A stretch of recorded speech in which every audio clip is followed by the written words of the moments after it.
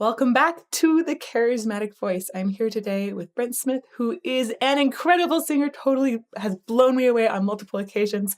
Brent, thank you so much for taking time to be with us today. It's my pleasure. Thanks so much. I appreciate the fact that you still have the Christmas tree on in the background. That is my annual tree. Got it? It gets redecorated for different occasions. Right now it has all kinds of fantasy creatures on it, like dragons. There's a minotaur in there. There's mermaids. You have a thing for unicorns, don't you? I do like unicorns. Okay. Yeah. So do I. Really? Oh yeah. Goodness. Why do you like unicorns? Because it's one of those mythical creatures where I feel like whoever or whatever created it was like, why not? Right? Like we have narwhals. Like we should have a creature on land with just one horn. Yeah, obviously. It's just a more enhanced horse stallion. Why not? Let's put a horn on the front. Yeah, totally. And it can fly. And sometimes there are robot unicorns, and they're really cool. Yeah. I like that. I dig that. So, first question, of course, is going to be tea or coffee. What's your choice? Coffee, right there. Shameless plug. Shameless plug. What kind of coffee? Whatever is the freshest. Ooh, fresh coffee. Okay. Yeah. Like I'm not into, I can taste it if it's been sitting out for like longer than an hour or 2 hours. I'm not a coffee snob or anything like that, but I would just rather have the fresh coffee than the one that's been sitting out for a while. Okay, so you don't care like a dark, medium, light, nope. Nothing. Okay. And not picky. Do you put anything in it? Yeah, I'll put a little bit of half and half in it, and I put I guess this is probably like 8 ounces, maybe something like that, and I'll throw like 1 Splenda in it. Oh, okay. So just a little about bit. It keeps you going. You are always on the road, right? So coffee is one of those things that helps you regulate that. Well, a long time ago, I used to do, when I would drink coffee, I would drink what's called a black eye. And a black eye is about an 8-ounce cup of coffee and then 4 shots of espresso. Whoa. Yeah. And I used to drink 3 to 4 of those a day. And just wasn't a good idea after a while. Yeah. So what I do now is I will cut the coffee usually with the half and half, but I'm done drinking. Usually I don't drink coffee after 2:30. And I'm done after 2:30. Did you feel like that, especially 4 shots of espresso and coffee, did you feel like that affected your voice at all? I don't know if it necessarily affected it as far as like, did it dry it out or what have you? I don't necessarily think it did, really. I think it affected my heart. Like right? Yeah, it definitely affected that, so that's kind of like why I stopped. Okay. Yeah, that's true. I think a faster heartbeat maybe is a bit scary to deal with. So you were born in Knoxville, right? And are you living now in Jacksonville in Florida primarily? I mean, mostly you live on the road. Are you back in Knoxville? Whereabouts are you these days? So I'm in Florida. I'm in a city called Winter Springs, which is about an hour 15 away from Daytona, about 25 minutes from Orlando. So I have a 14-year-old son who lives here. Yay. So if I'm not on the road, which I am predominantly on the road most of the time, I'm with him. And the reason I'm on the road is because I lived in California from 2011 to 2016. And of that time, I lived in Thousand Oaks, which is out by Calabasas, Ventura County. And of those 5 years that I lived there, I only was probably inside of my house maybe 7 months. And it just didn't make any sense. And it was a big house. And I was in the middle of a separation at that time with my girlfriend. And I just was like, I don't need this big house. This is ridiculous. Yeah. And I was on the road all the time.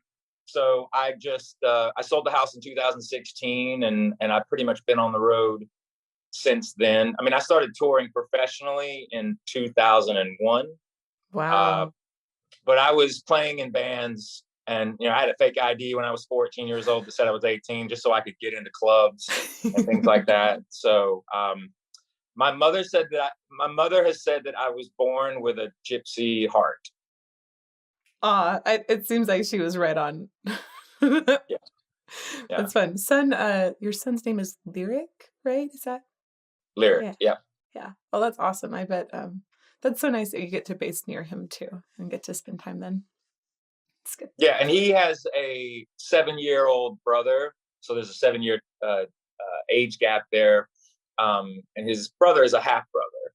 So, and me and my son's mother are very, very close. We were never married, but she was married, and she has a son with her husband, and we've always been a very blended family. Like, we spend holidays together. We try to spend the New Year together when we can, things of that nature. One thing about being a touring musician, most people are not on the road right around the holiday times, moving into the beginning of the new year, unless you're doing like a New Year's show. Yeah.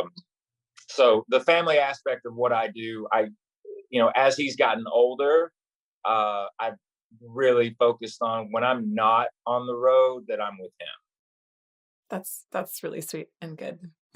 That's awesome. Yeah, he keeps me on my toes. And he's right about that age when you started doing a lot more singing, right? I'd read around 13 to 15 was when you had like really good ground laying of singing technique and study in your life. Is that correct? Yeah, I mean, I started singing the earliest I can remember. I was probably, like, my earliest memories of listening to someone sing and having the spark happen where I was like, I don't know what that is, but I want to do that. And where somebody was using their voice as an instrument, basically. Yes. And so, like, as early as 4, I could remember that, and 4 or 5 years old. And then I started like singing when I was like 10 years old, because that's right about the time that I started writing songs. Yeah. When I was 10. And then I started to really focus on listening to certain bands, listening to certain singers, and I wasn't stingy about it either. Like, I was trying to immerse myself in all kinds of different styles of singing. What I was trying to do was mimic all of those singers. I was trying to hit every note that they could hit. It didn't matter if it was a female or if it was a male. I was just trying to hit everything. So I was I guess I started training myself without knowing it at around 10 years old. Yeah. And I was so fascinated reading back on your influences. You listed a ton of jazz singers like Etta James, Ella Fitzgerald. Was that the kind of singers you were singing with a bunch around that 10-year-old range as well? Not so much in the 10-year-old range. See, when I was 14, 15 years old, that's when I got heavily influenced into like grindcore and punk rock. And I was listening to the bands like The Exploited, The Dwarves. Obviously, I was listening to the Sex Pistols. I was listening to the Misfits. And I remember my dad coming into my room at the age of 14, and he was like, Brent, I have no idea what, I was listening to Wendy O. Williams, all kinds of punk rockers. And he was like, I have no idea what these men and women are so mad about. And he was cool about it, but he handed me a tape and he was like, you should listen to this. And I just took the tape and threw it away, like threw it in my room like that. A couple weeks later, was kind of like rummaging through my room, what have you, cleaning stuff up or what have you. And I found the tape, and it was an anthology of a guy named Otis Redding. Oh, yeah. And so I put that in the cassette player. I'm dating myself now. I cassette players too. It's okay. I put it in the cassette player, and it was like a gigantic door opened up into this completely different world. It's kind of like eating chocolate cake or tasting chocolate cake for the first time. So when I heard this man's voice, because Otis Redding got me to Sam Cooke, which got me to Al Green, which got me to Percy Sledge, which got me to Marvin Gaye. Marvin Gaye got me to Nina Simone, Ella Fitzgerald, Billie Holiday, Etta James. And it just opened up this whole different world of Motown, R&B, soul, funk, Sly and the Family Stones. I can go on and on and on. Yeah. Yeah. Wow. So you really got into jazz and R&B and Motown, funk, soul, all of the above. It sounds like you went pretty deep into that. Yeah, because at 14 years of age, roughly 14, 15, I didn't know that existed. So it was like my dad, I don't think he realized how important that day was in the long run when he handed me that tape. And, like I said, I threw it away at the beginning. And I just happened to stumble across it a couple of weeks later when I was rummaging through my room, just happened to put it in. And it opened up a completely different universe. So do you think that there's anything particular about that vocal styling or technique that you've kept with you through the years? Oh, 100%. The thing about Otis Redding was this. What was different about that style and what R&B and what soul, it allowed me to not be desensitized at any point in time with inflection with your voice. So like with punk rock, it's bang, bang, bang, bang, bang. And, sometimes with heavy metal, like, if you're looking at the 80s aspect of that, those 80s singers could sing these insanely high notes, the people like, bands like Steelheart, and, I could go on and on about that. But then the other side of heavy metal, it's that crescendo, and it can be operatic, especially British metal can be very operatic and what have you. What the soul music did and the R&B did was, it was all the nuances, like at the end of a vowel, or it was the quiver in the vocal, or it was the attitude was different. Like Miles Davis has a great quote. He's like, if you're gonna play a song, play it with some attitude. Thank you. And yeah, so that's kind of it was. Metal has an attitude. Rock and roll is an attitude. Even pop has an attitude. Country has an attitude. Rap, hip hop, however you look at it. It's just that the attitude sometimes can be different when you break it down into R&B and soul. I've always felt like that style, that's where all the guts come from in that style.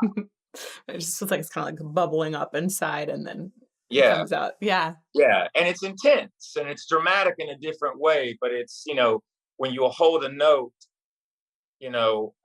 and it's teetering on whether or not it's going to break up or, if it's going to fall down. Like, a friend of mine sent me when you reacted to our version of Simple Man. And that was amazing. It was really cool that you, it was really cool to watch because I remember being in that vocal booth doing that particular song. I did it in 3 takes. Wow. And basically why we did it in 3 takes is I didn't go back and punch it necessarily. I got up, the guitar track had already been laid down, and I just sang it through from beginning to end 3 times, and then we just comped it together. Yeah. Wow, that's awesome. But in that song, you can hear all that influence, like my way that I did it. I think the way why that reacted to so many people is because I respected wholeheartedly what Ronnie did in the vocals of the original and being a songwriter with Lynyrd Skynyrd, but I wasn't trying to make a carbon copy of it. I was trying to make it my own. And I also wasn't thinking about necessarily what anybody was gonna think about it. I was just singing it the way that it moved me.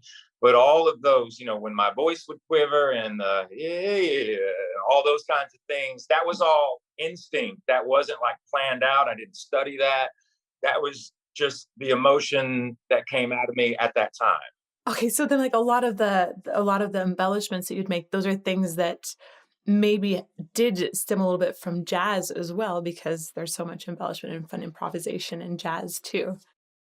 I would say 100% of it was because of my ear being not only kind of inadvertently studying it over the years, but also just what I was emotionally compelled by. And so I kind of brought that into a more modern day approach with that song at the time. I mean, it's wild that recorded that song like almost 2 decades ago.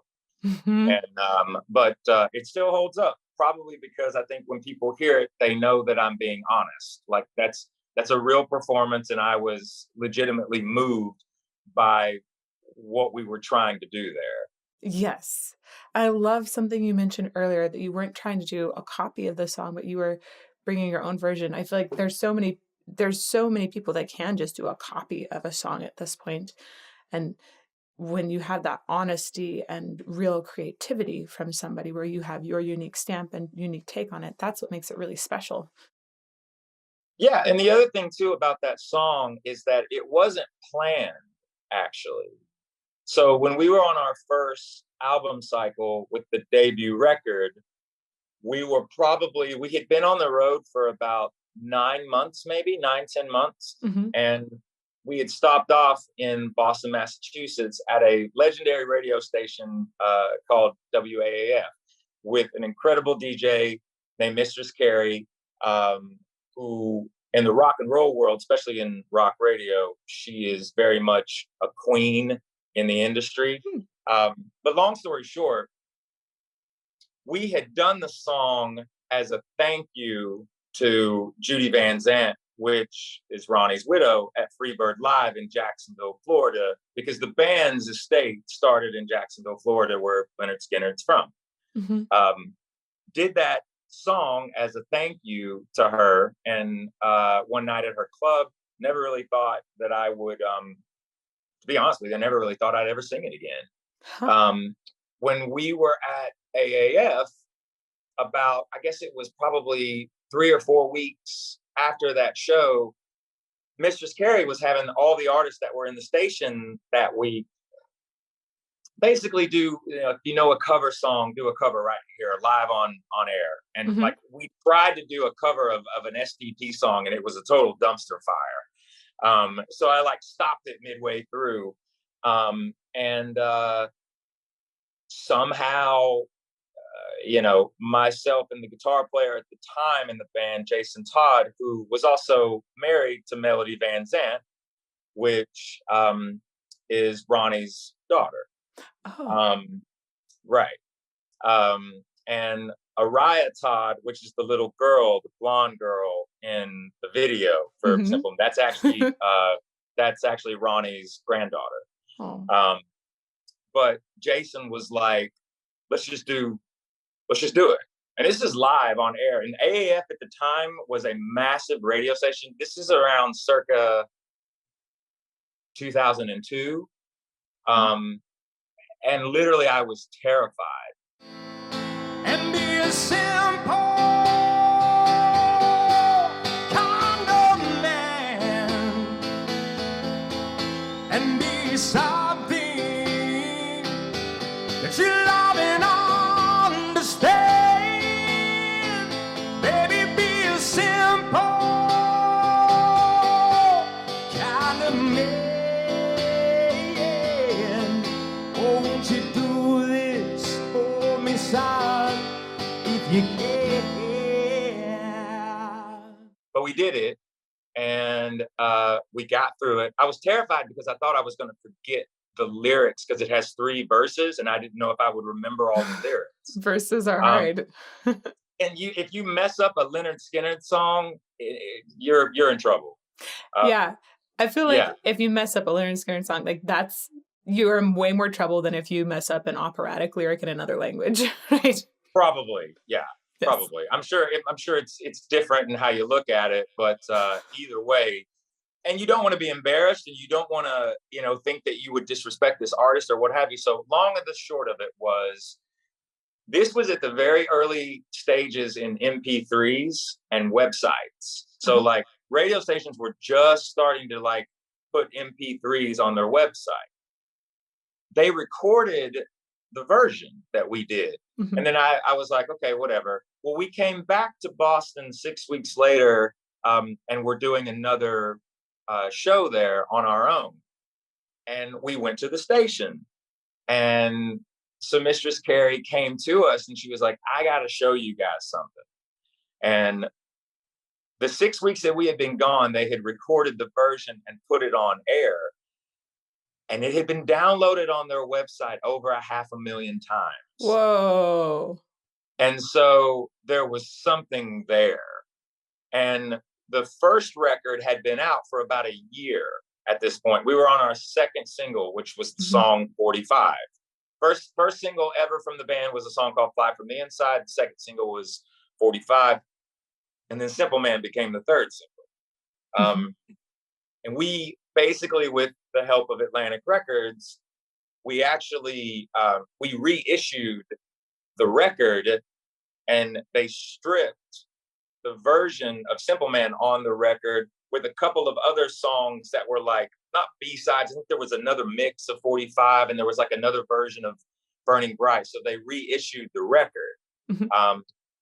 But with finding that all out, we went down to Sanford, Florida, went in with our producer at the time, a guy by the name of Tony Battaglia. He put a mic up. Jason played the main part of the song. And then I went in the next room and did it 3 times, comped it together, and there you go. Wow. Yeah. That's a really awesome story of how it came to be. Thank you for sharing that. It's wild.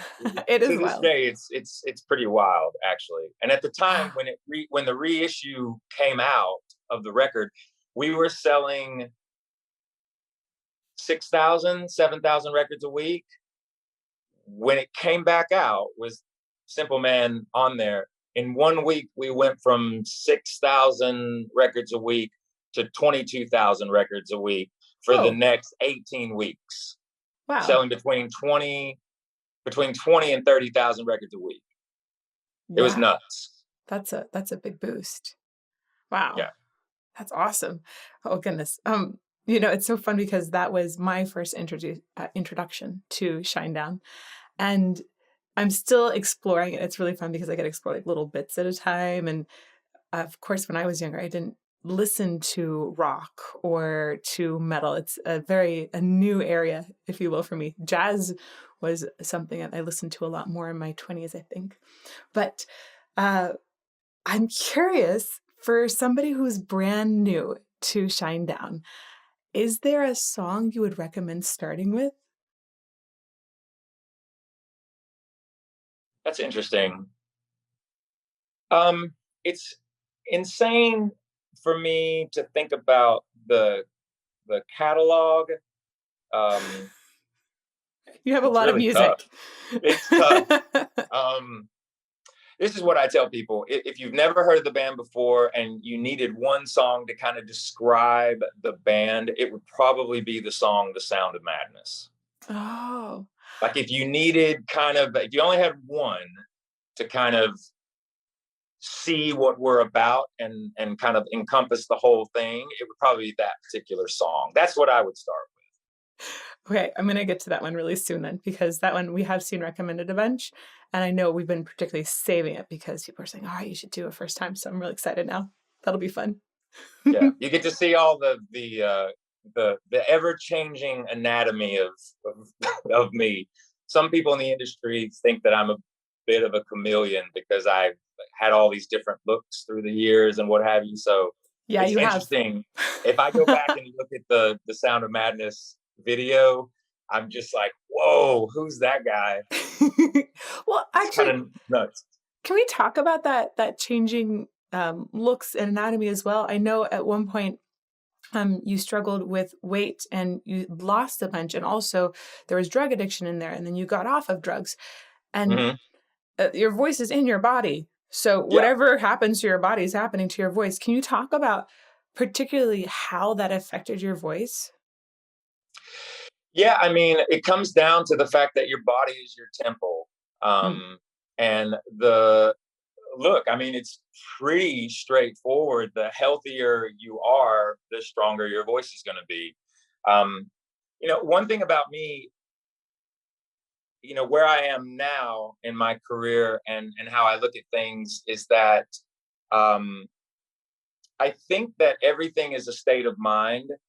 Mhm. But at the end of the day, if you're beating yourself up, um, and your voice is your instrument, you're only going to be as good as how you feel. And so for me, my background, my story, and who I am is pretty much out there. Everybody has a past. Mhm. With me and addiction and substance abuse, that's a part of me that will always be with me. It's not something that I can ignore. It's not something that I have to like, but I have to respect that part of me. I had a very important person in my life once tell me something, and this was very simply put to me, but it held a lot of weight with me. And what she said to me, and this is during a time when I was in really bad shape, drinking really heavily, not in good health at all, not just drinking, but doing substances that ultimately were destroying my body inside. And I remember her looking at me and saying something that stays with me to this day. She said, when you are clean and you are clear-headed and focused, essentially when you're sober, that's when you are the most dangerous. Whoa. Like when you have all your faculties about you, mind, body, and soul, that is when you are the most dangerous. And that really resonated with me at the time. And that was around 2011. And from 2011 to 2012, it took me about a year to do it, but I lost 70 pounds.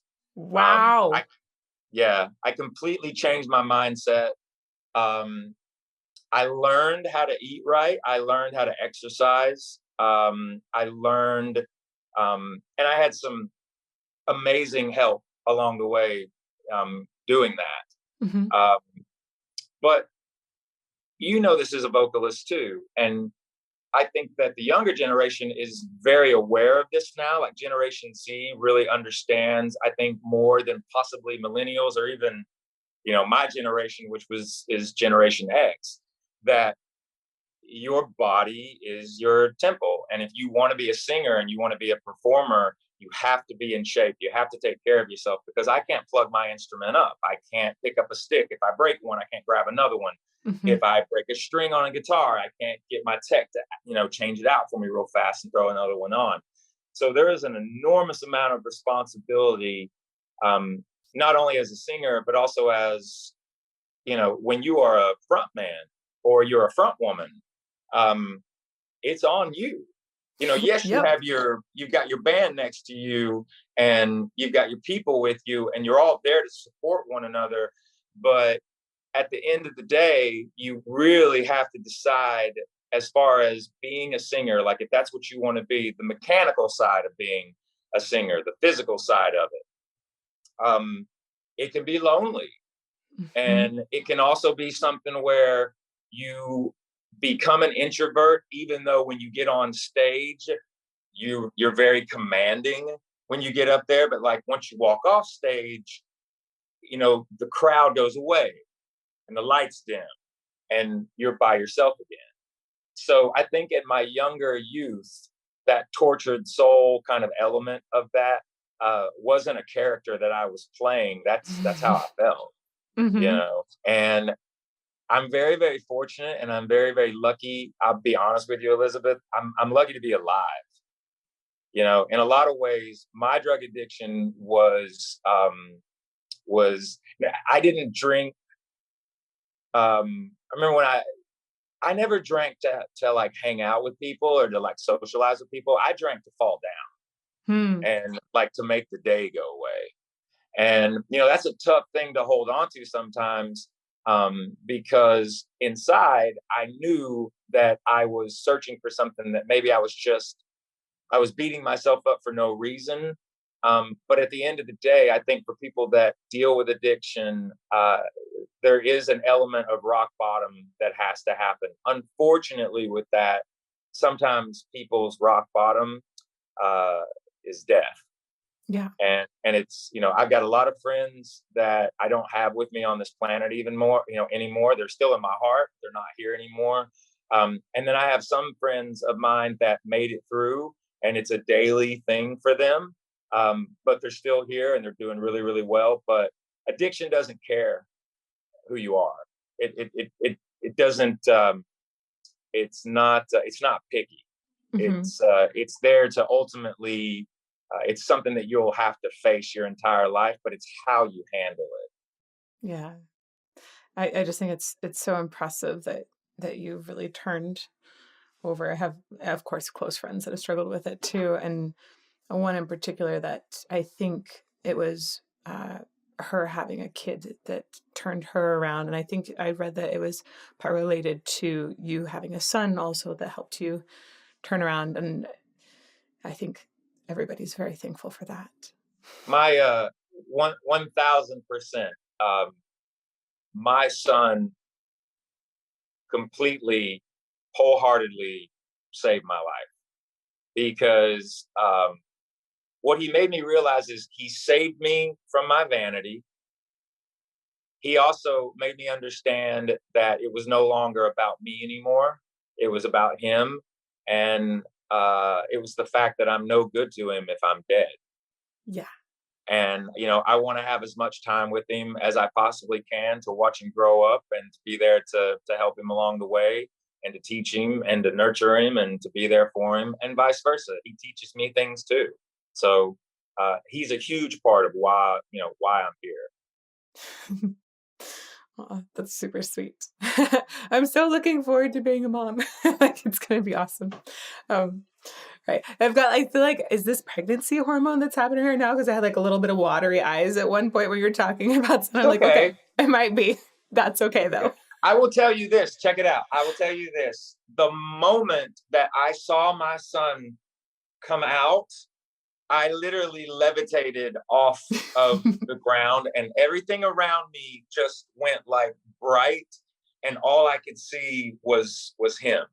And I will never, ever be able to replace that moment in time ever again. It was the closest thing that I've ever gotten to feel like I was literally flying. It was one of the most incredible experiences of my life. So get ready, because you're going to be awesome at it. And it's gonna change your life for the better. I'm really excited. I think it's gonna be amazing. I'm curious. I want to come back to the idea of weight and breath support, actually. And also, it's so funny being pregnant, how there's sort of like different things that are happening in the body right now that really change the weight and like the circumference, and breath support and how that's related. So everything that affects our bodies is affecting our voice. With weight in particular, I know some people really feel that they sing better when they have more weight. I've experienced that personally, where I weighed more for a certain role for Cleopatra, which is like a very big, much more dramatic, lyric, full operatic role.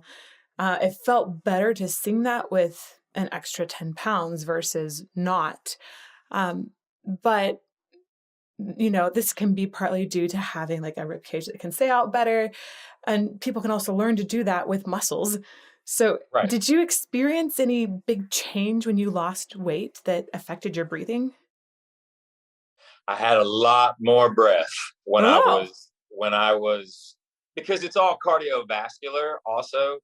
One element about what I also noticed when I started to drop the weight, I also started to have more confidence in how I moved.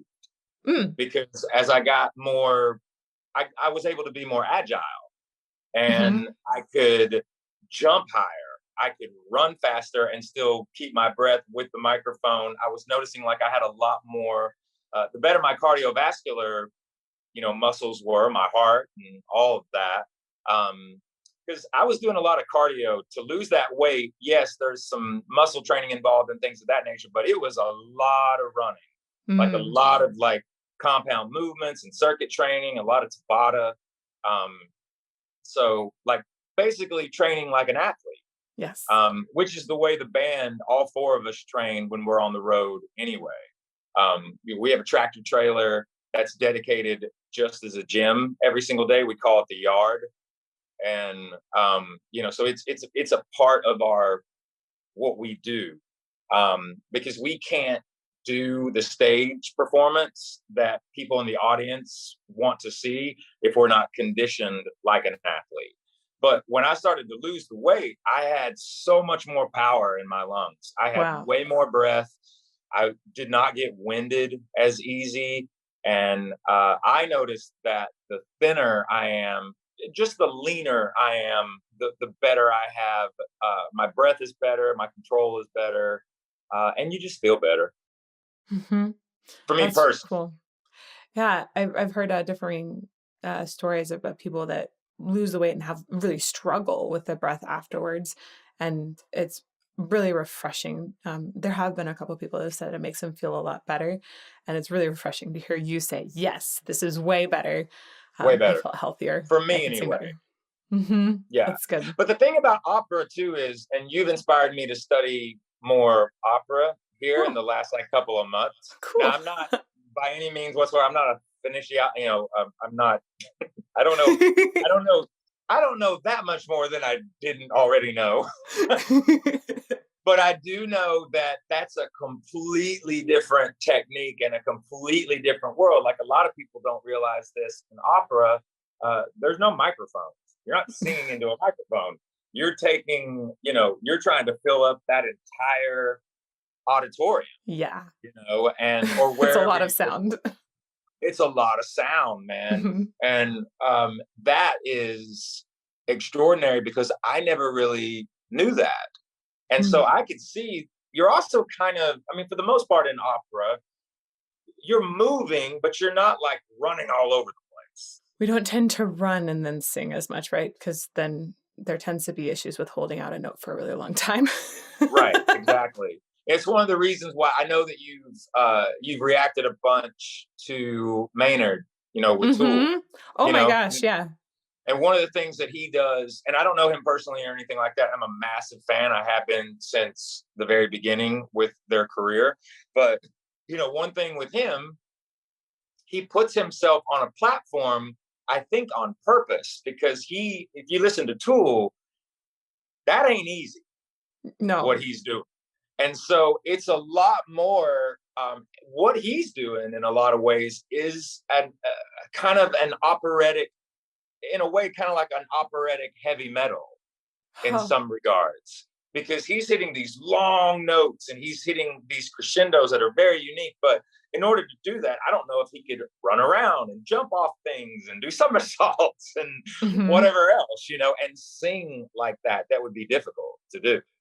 Yeah. Yeah. Especially, I think, with the progressiveness of Tool's music and just staying in there when you've got multiple time signatures going on. I think that would be extremely tough to keep track of, especially when your heart rate goes up, and that sometimes can affect your sense of rhythm.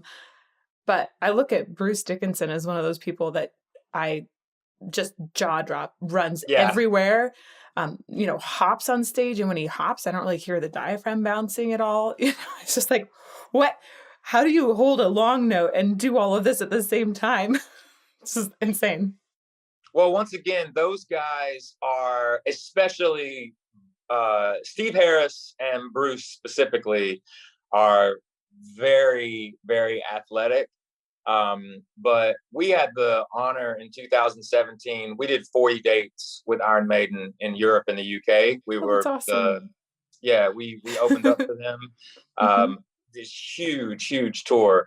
And I can go ahead and tell you right now, he walked out there every single night and he hit it all and was running all over the place. And age is just a number. That's the way I look at it. I know that's the way he looks at it. Obviously, it's, in his performances. But everyone's different, how they handle that. But once again, he's a guy that's really conditioned.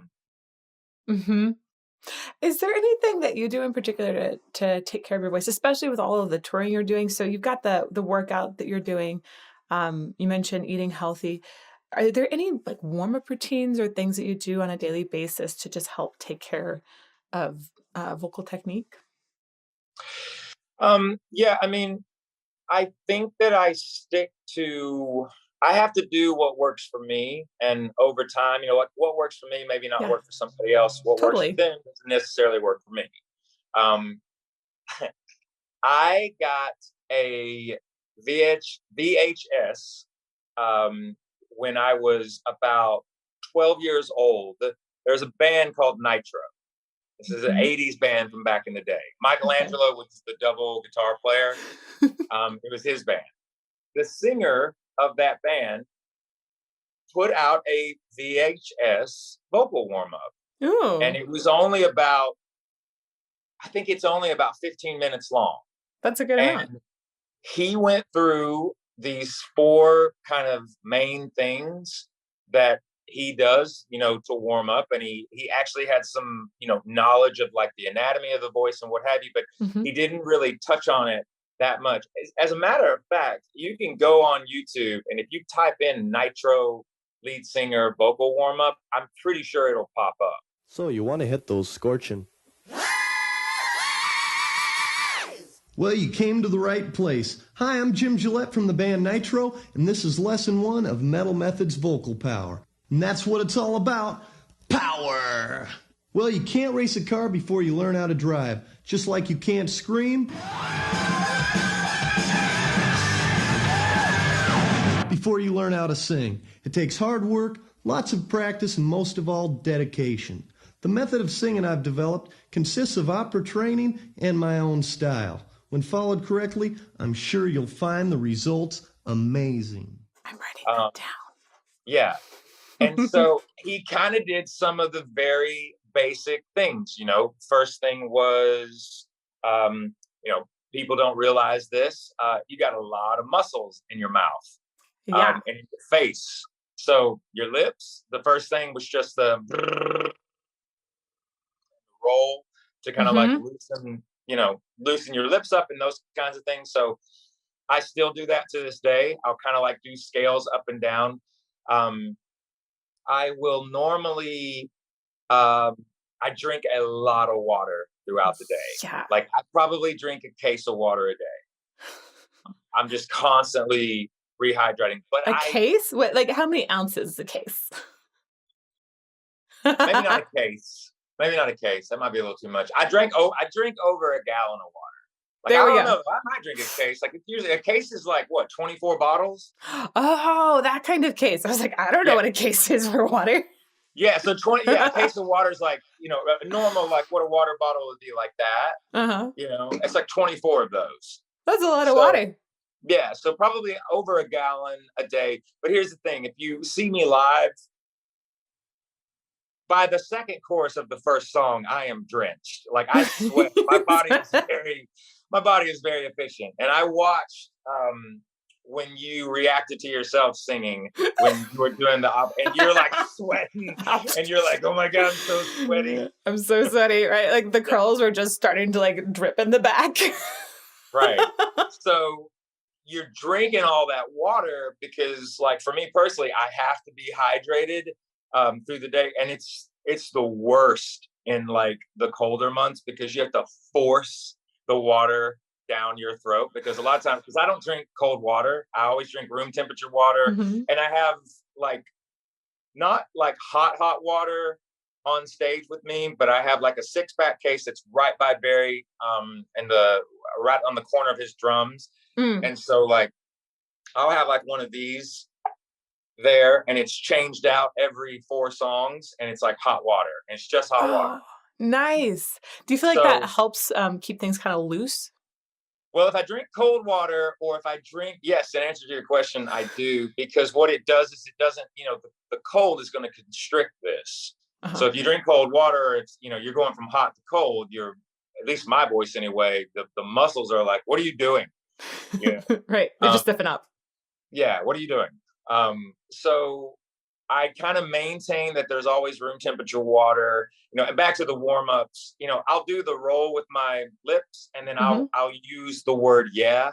So I just kind of go, yeah, and then I'll go high, then I'll go low, then I'll go really, really high, just to kind of feel where it's at. Mm-hmm. But I only do it for about 5 to 10 minutes, because when I'm going to walk on stage and do a 2-hour set, I'm not going to do a 35-minute warm-up. Right. You don't want to leave it in the dressing room. Right. I never understood that necessarily, because once again, though, I know certain singers that if they don't do their proper warm-up, that's 25 minutes, and they do all their scales and everything, and they run through everything, they don't necessarily have a good show. That for me, it's just not ever been something that works for me. I've tried it before, and I've walked out on stage and not had a voice. I'm like, well, I'll never do that again. Right. Yeah, I think you're really right too. I think singers are just so different, which is why it's really interesting to talk to different people about what works for them. And I definitely, in my youngest years, especially when I was feeling very anxious about a performance or feeling kind of nervous about it, I would sing through the whole roll before going on stage and essentially singing it again. And it's just too much, right? That is a lot of singing to do in one night. And ultimately, I mean, there are people that don't even have to sing a note before they go out on stage, and then they just do a concert, and it's great. It works differently for everyone. It's My really boy nice. Sully from Godsmack, he's like that.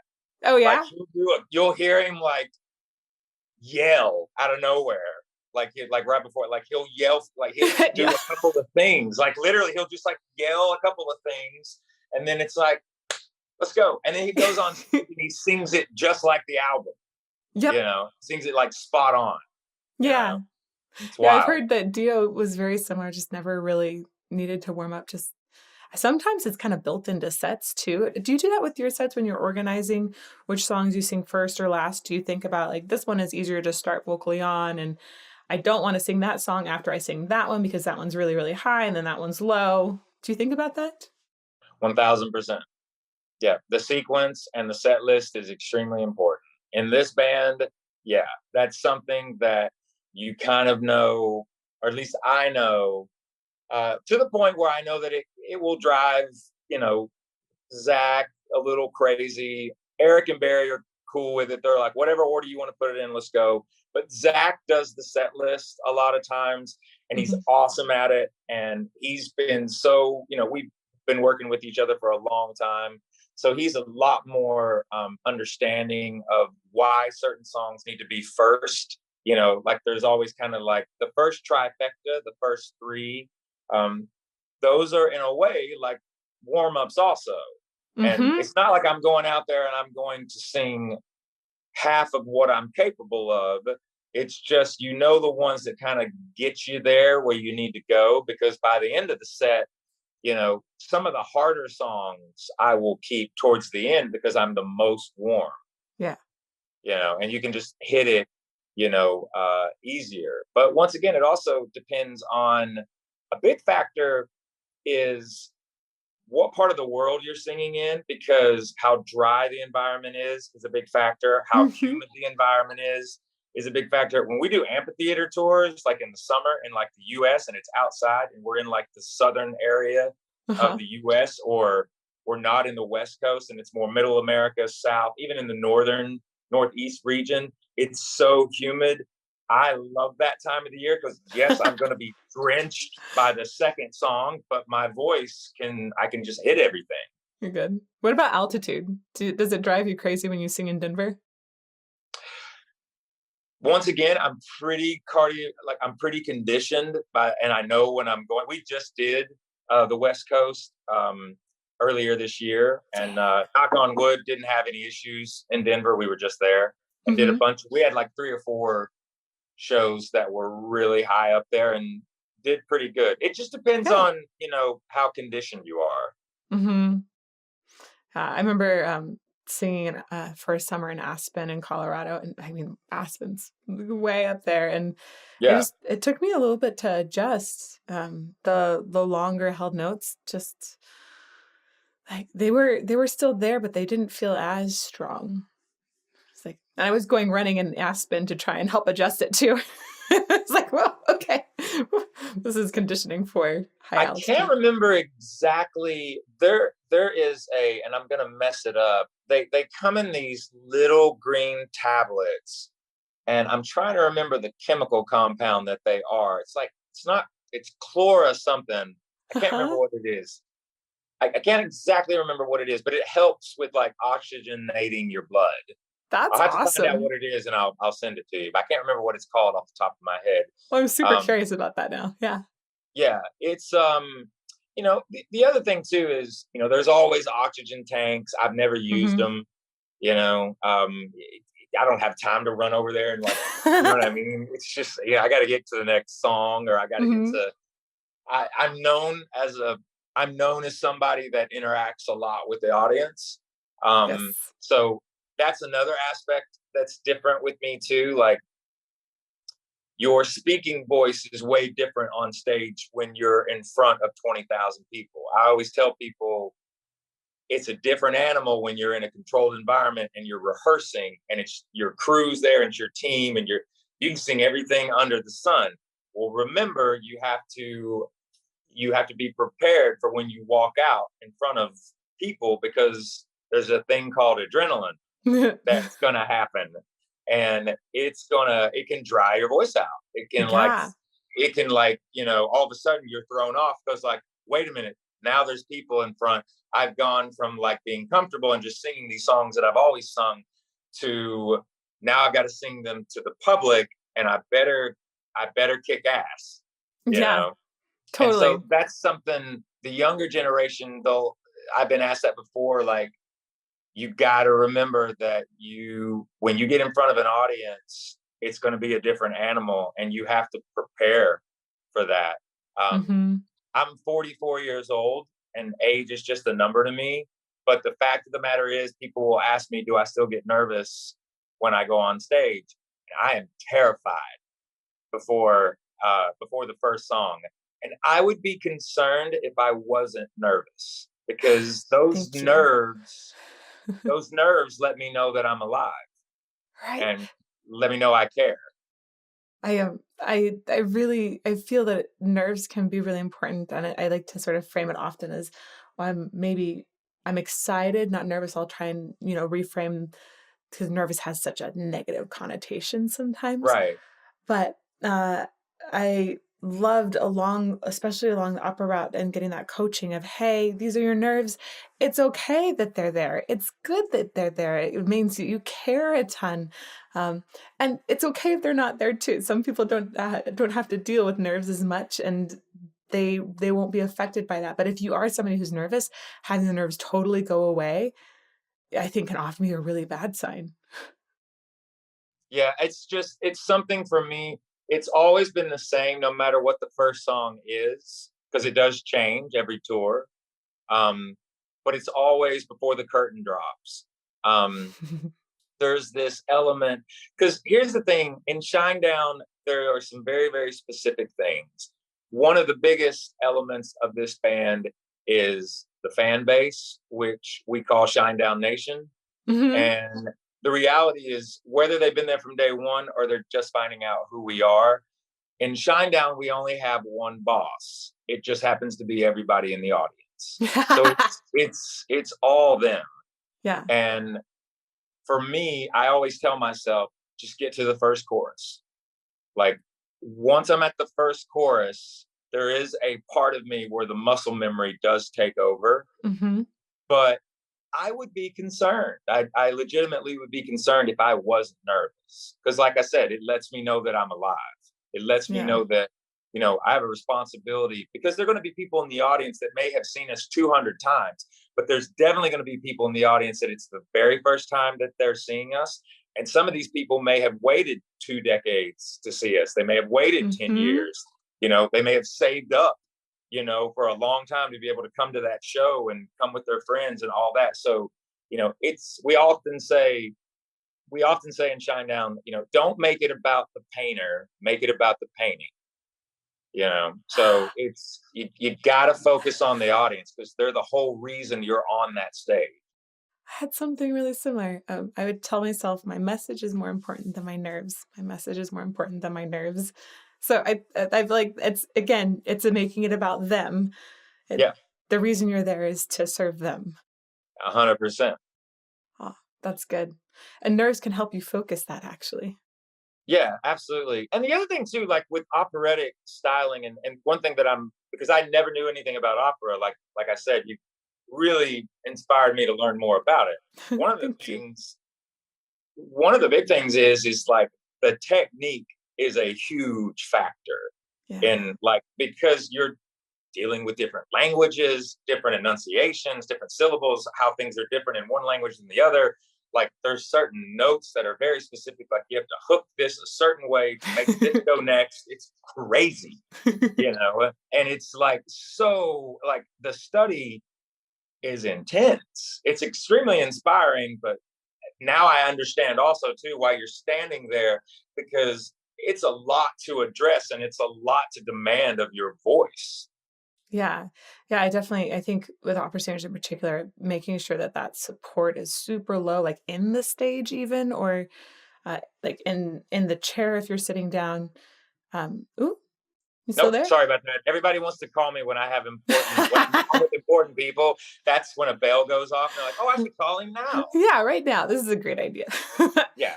I want to actually ask you about your support, because like you mentioned, that's so important in opera. And I think it's important in all singing to have support for your voice in some way. I recently saw Call Me for the first time, and it was the acoustic version, and you were sitting for most of that, and I think on a stool.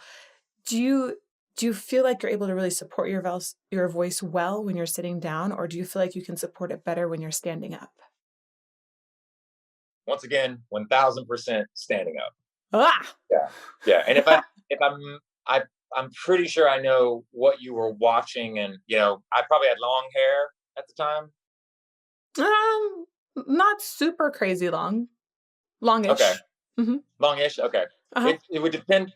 Yeah, it would depend Red on curtain. You and Eric Bass. Eric is playing the piano. He sometimes harmonizes with you.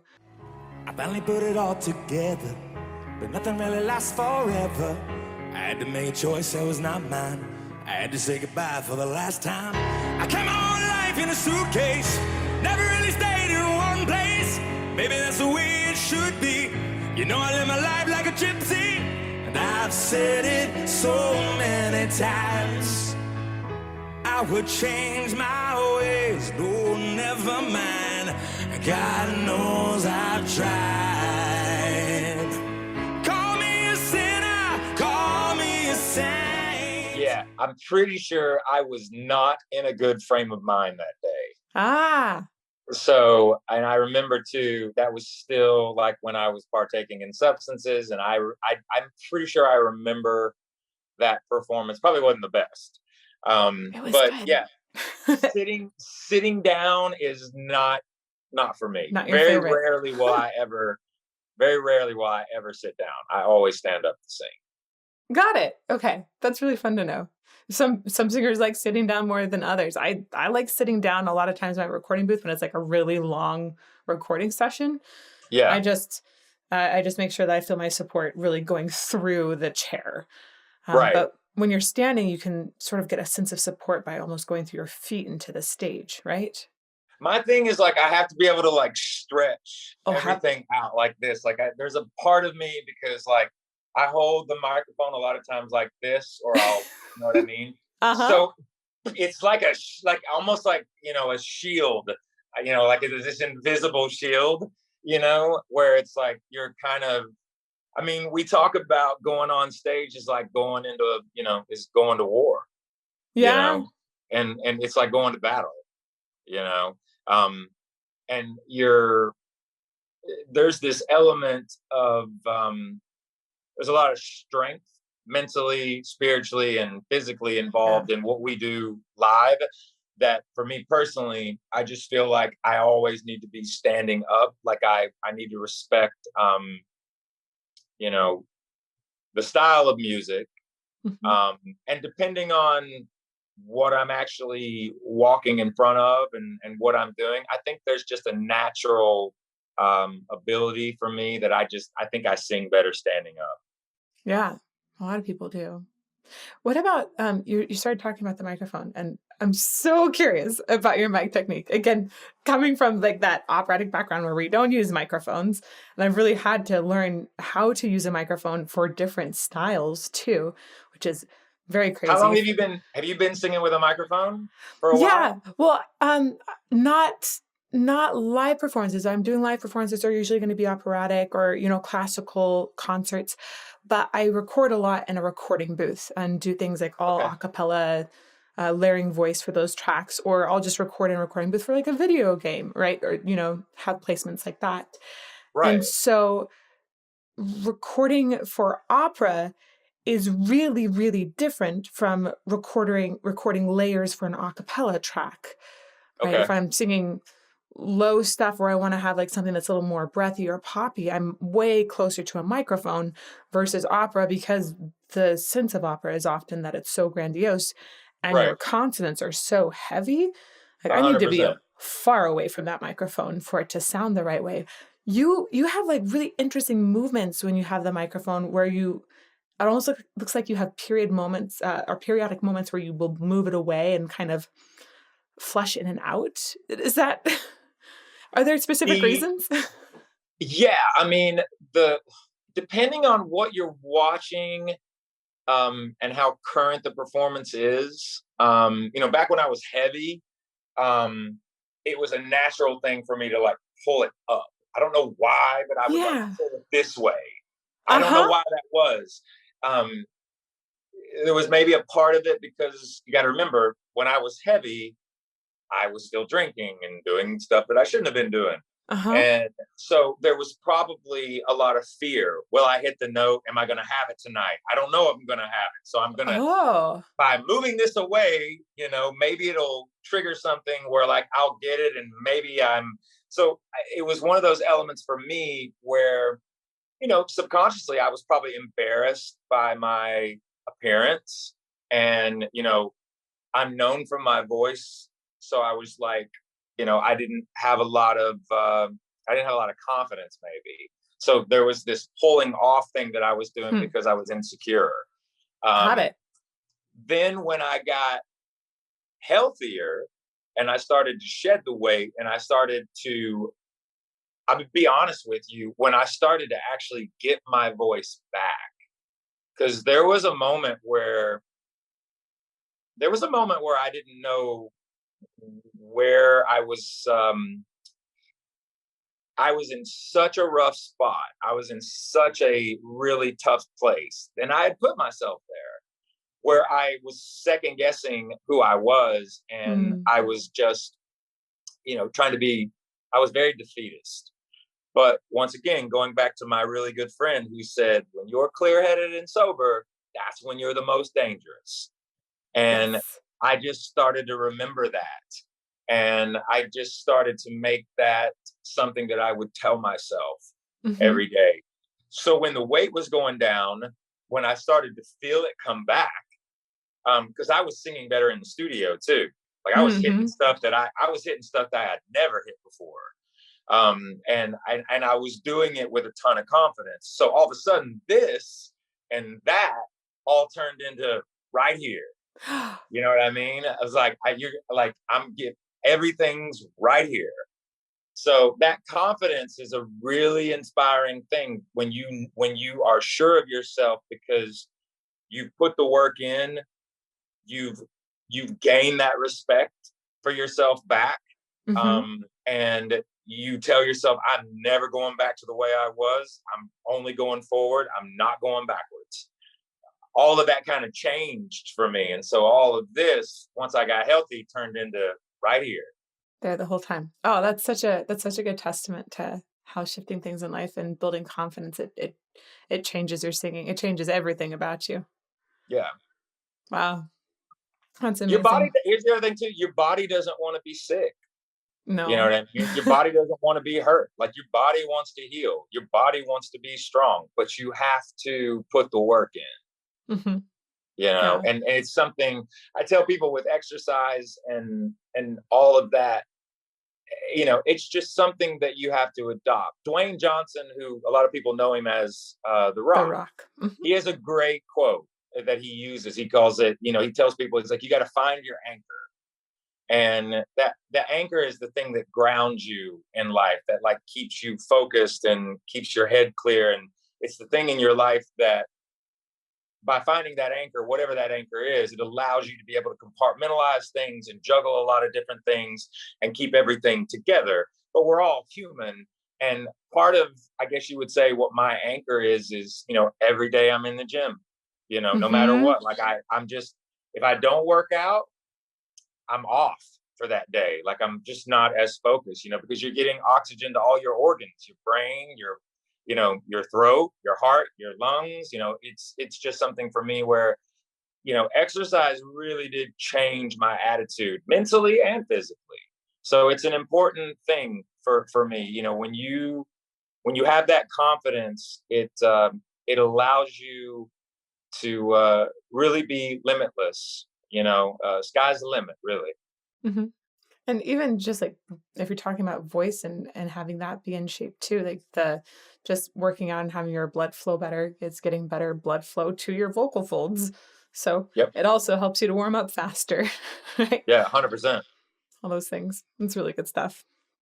Let's see. I have a few more questions over here, but I love it when the conversations do this. And we get like I know a lot of the things that I want to ask ahead of time, but then we start to go in one direction. I get really excited about that. And it's so much fun. Okay. I love it. It's the best when it's just a conversation. I'm Uh, into it. right? It's Yeah. nice. We just get to talk about voice. We get to nerd out about voice. It's great. Cool. I want to ask about your writing process too, because you've been writing, like you said, since you were 10. And I was really touched by 45. That was an amazing song.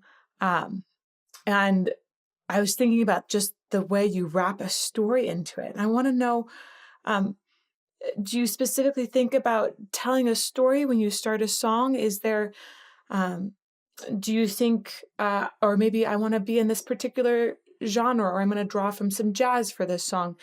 Is there a way that you approach songwriting that is consistent, or is it just more inspiration from the moment? A lot of it is the moment. The great thing about being a songwriter and the great thing about songwriting is that there's no handbook, there's no Mm-hmm. rules. It's whatever you're feeling at that particular time. Um, you know, for me, I've always been in the band. I'm considered the main lyricist in the band. Mm-hmm. Um, and for me, I'm always trying to touch on, everything has to be built off of honesty. And a lot of what Yeah. we do and how we write is from situations that we've been in, people that we've met, their situations that they've told us about, life scenarios, just the day in and day out of being a human being on this planet. And what you're seeing in current events, obviously, you know, partake in that. And, you know, sometimes you're inspired, you have a complete vision for a conceptual piece. Technically, the last two records that we've written, the last one being Attention, that was a story album, and it was a lot more of a conceptual piece. And Mm-hmm. Planet Zero, which is the new album, is, Yeah. We're going to again, talk it's a about that. very,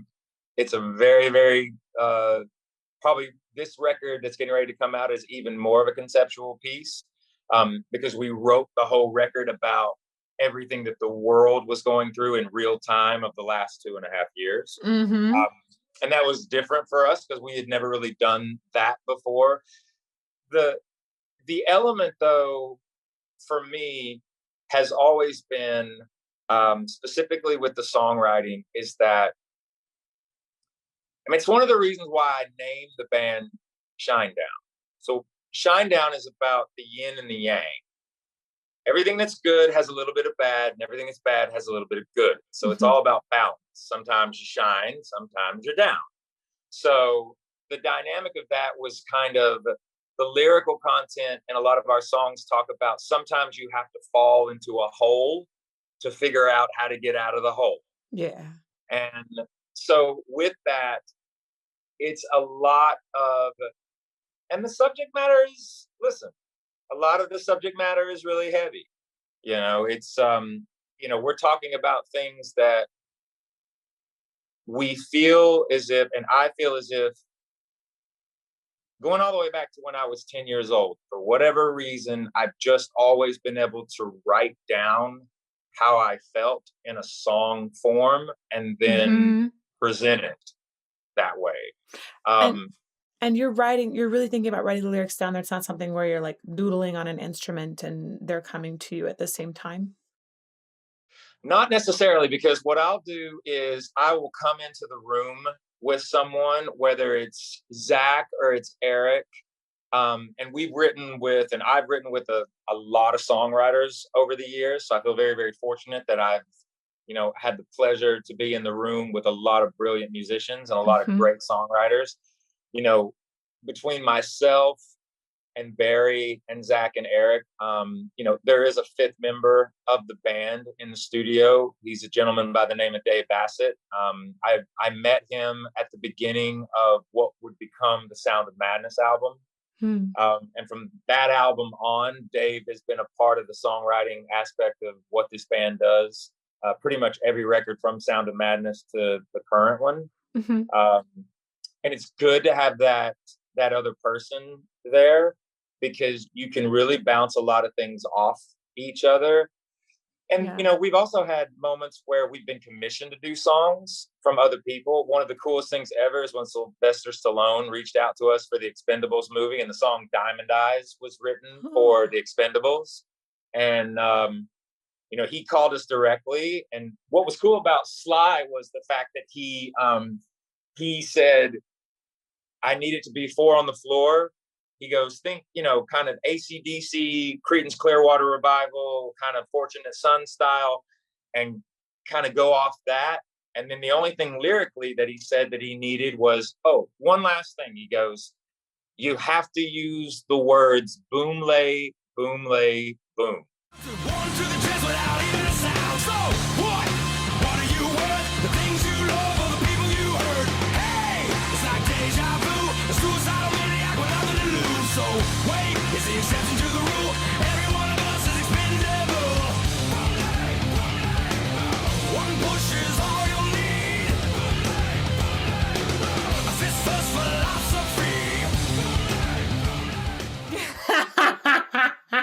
Which,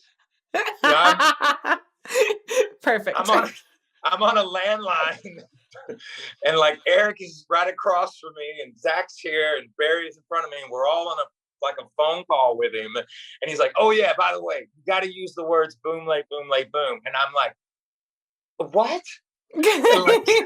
and so the funny thing about that was the Expendables, the whole concept of the movie came from a poem, where in this poem, the narrator says, from I guess there were 6 sections of the paragraphs of the poem. And the narrator, after each section of the poem, said, boom lay, boom lay, boom. And I was like, okay.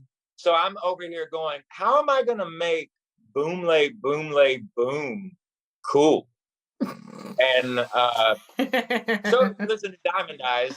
We did our best. But awesome. For whatever reason, the song speaks for itself. And so that's an example of, but what was cool about that was we get commissioned to do TV shows, movies, video games. Our stuff gets used in a lot of sporting events, all different kinds of sports and what have you. But I really appreciated the fact that, you know, Sylvester Stallone was very kind of upfront with us about certain things. He didn't kind of try to change what we were going to do because he liked the style of the band, but he did give us some direction. So at the end of the day, it helped out. And Diamond Eyes is one of our most requested songs to play live. So there you go.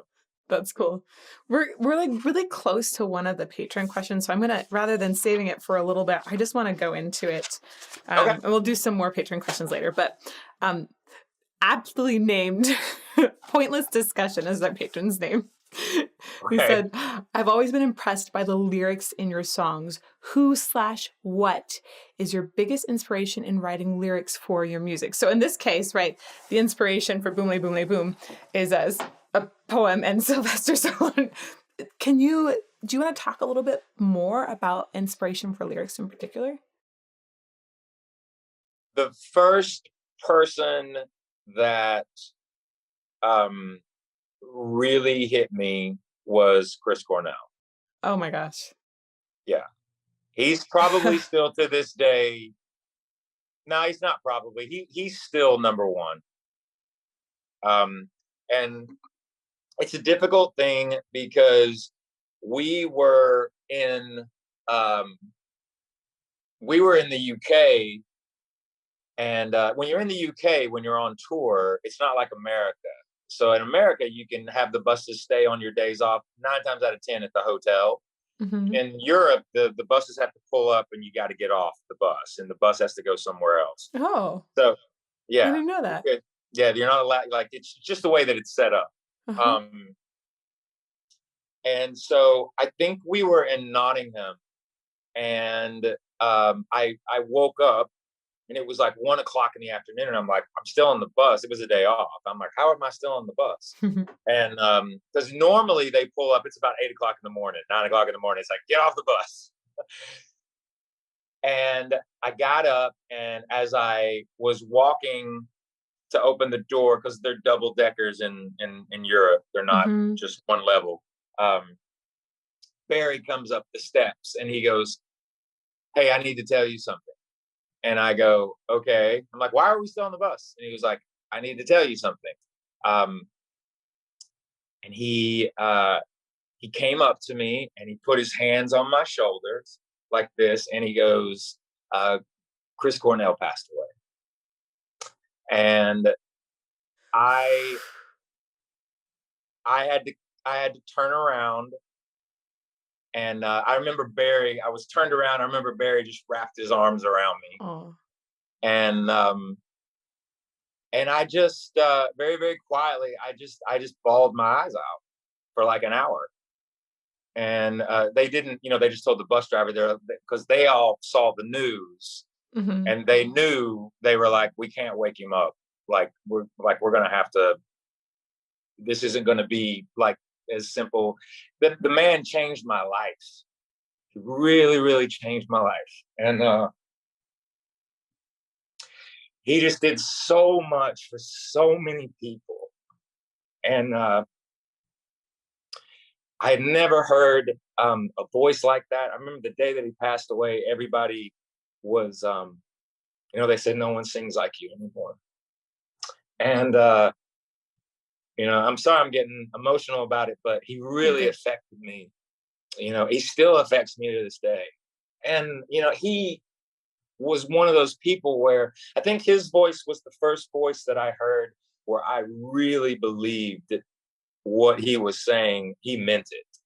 And, I studied him. I, listened to his vocal style, all the way back to the Loud Love era. And, I think about the conviction and how he used his voice as an instrument. The only other person that I could put in the same category of him, and how his voice, like, he really used his voice as an instrument, and the way that he would lyrically project and what he was talking about, the closest thing on the female side of that in a more modern day would have been Amy Winehouse, where, her voice was used as such an instrument. And again, unfortunately, someone that we lost, way, way too young. It's interesting that, the ones that were the greatest at what they do, it always seems like they're taken away far too soon. Do you feel like, especially with you mentioned, like, you could have died in some of your darkest times, do you feel like that could have been me at any point? Absolutely. Yeah. And it's something to, where I see it. And a lot of it is because, we're actually very, very approachable as a band. We've always tried to be that way Mhm. because we want people to feel that they can approach us anywhere at any time. Once again, going back to the audience, they're the whole reason why we're able to do what we do in the first place. Our audience has given us a platform. They've given us a Yes. platform to be ourselves, and it's because we want them to be themselves as well. So when we write these songs and we put these lyrics together and we labor over this material in the studio and really focus on it and really ask ourselves, are we conveying exactly, is the point getting across? Are we achieving what we are setting out to do? Mhm. We've never been the band that's like, okay, you got your 3 singles, the rest of the album is like filler. We don't do that. Like if it's on Mhm. the record, it's on the album, that means that we wanted it to be heard by the world. And so having that, once again, it goes back to the responsibility. And there's been so many people that have come up to me over the years, and I say this with humility, and I mean it. Um, I've had a lot of people come up to me and say that we have saved their life. And um, in a lot of ways, they've saved ours. But I often will tell that individual, I'll say, we didn't save your life. You chose to save your life. We may have helped you get to the next steps that you needed to get to. We may have given you a little push, to really look at the big picture, but that's all on you. And the world is much cooler with you in it. I love that. That's so empowering. That's a wonderful, wonderful way to respond. It's really good. Wow. Words are Uh, powerful. Words are powerful and music is powerful. And then music and words together. Yeah, Yeah, that's 100%. amazing stuff. Um, and I want to know how this new album was put together at Planet Zero. I read a little bit about the origin of the name, but I thought it was so cool. So rather than me reciting a little bit about what I read, can you explain the origin of the name and talk a little bit about um, sort of the meaning behind the album? So, it's a really interesting world that we're in now. A lot a lot has been put on display. Yeah. And there's no more putting the genie back in the bottle. And I think about Planet Zero.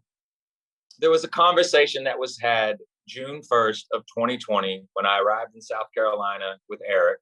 Um, you know, People oftentimes will say that the internet is undefeated. And what I say to that is, that's not entirely true. Mother Nature is undefeated. There you go. And one of the elements about Planet Zero is that that's what it felt like in a lot of ways. I remember Eric looking across from me, because when I arrived in South Carolina, I had been in California for 28 weeks. I quarantined there at the beginning of the year. Um, Hmm. at the time, in January of 2020, when I arrived to Los Angeles, that's when me and Zach have this, it's kind of a side project. I mean, make no mistake. Oh, yeah. Yeah. Sorry, So, continue. Uh-huh. right. But I want to make no mistake. The priority is always Shinedown. Hmm. But the reality is that we have this project called Smith and Myers, and we were doing a double album of Hmm. that at the beginning of January, and then the pandemic hit. So when the pandemic hit, I had reached out to an organization called Direct Relief, and Direct Relief, along with the band and our record label, Atlantic Records, and our management, Indigood Entertainment, McGathey Promotion, Bill McGathey, who's the manager of the band. Another thing too, we've been on Atlantic Records for 2 decades. For 20 years, we've been with the same manager for 20 years. That's an anomaly in the music industry in this day and age. But with Direct Relief, we raised over $500,000 for COVID-19 response with a song called Atlas Falls. So that took up a lot of my time in the beginning of the pandemic to raise this money with Direct Relief and what have you. So by the time I left California, because I remember when I left, it was June and everybody was kind of, Brent, just stay where you're at. Like, do not get on a plane in the middle of the pandemic. And I just was like, I can't stay here. I've got to go. So I went. And then, and during 2020, also me and Zach, we ended up doing 22 drive-in dates together during the pandemic. And we also did 10 shows in a bus at the end of the year, also while we were formulating this new record, Planet Zero. So sorry, I kind of took a side road there. No, you're good. So back to Planet Zero. So when I arrived in South Carolina with Eric, we talked about having kind of a crystal ball method of everything, going, no one's going to want to talk about this in the next 3 years, 2 years, 4 years. Like, we're going to move on, we're going to go forward, and this isn't going to get brought up. Well, that was increasingly being shown that that was not the case, and that things were just getting worse. And so I remember Eric looking at me and just saying, it feels like we are on planet zero. Because here's the thing about a pandemic. There's a couple of things about a pandemic. One thing, a pandemic, everybody is put on the same playing field, basically. It really doesn't matter if you're rich, if you're poor, if you're middle class, because you're in a pandemic. So, the rules apply to everyone, which is stay away from each other. Like, you can't do anything. And so you're trying to navigate that time, and everybody being like, how much longer, how much longer, how much longer? And originally, with 15 days to flatten the curve turned into 15 months. And so it felt like everything had kind of zeroed out. And at the time also too, the entire world was dealing with social injustice with what had happened to George Floyd. And, with the Smith and Myers Project, we wrote a song about that, which is a song called Not Mad Enough, which to this day, I wish the song would have never been written, because I wish the man was still alive, and that he was with his family. But you go into this overwhelming, like, you can't turn yourself into, you're only looking at the tunnel vision of what's happening to society, because this album is something that it's difficult to look at each other and go, are we really going to go here? Like, are we really saying that we're going to talk about these things? Like, we've never really done this before. Pretty scary. It's not for the faint of heart. And the other side of it too is, no matter what, you're gonna have people that are gonna question, why do you think you should do this? Why should you talk about these things? What gives you the right to talk about these elements? Well, I'm gonna tell you the way that we look at that. I do not believe in censorship. I believe in the human spirit, and I believe in humanity, and I still believe in human beings.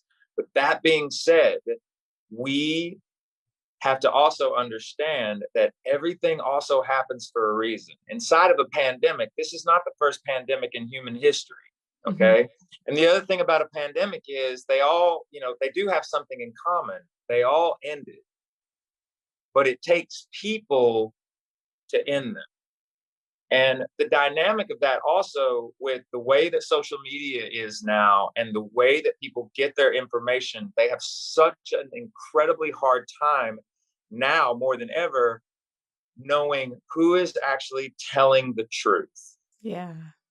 And so that was another big element about what Planet Zero is. As a song, the song is talking about you can't just remove yourself from being a human being and having a human moment or many human moments. We're not perfect.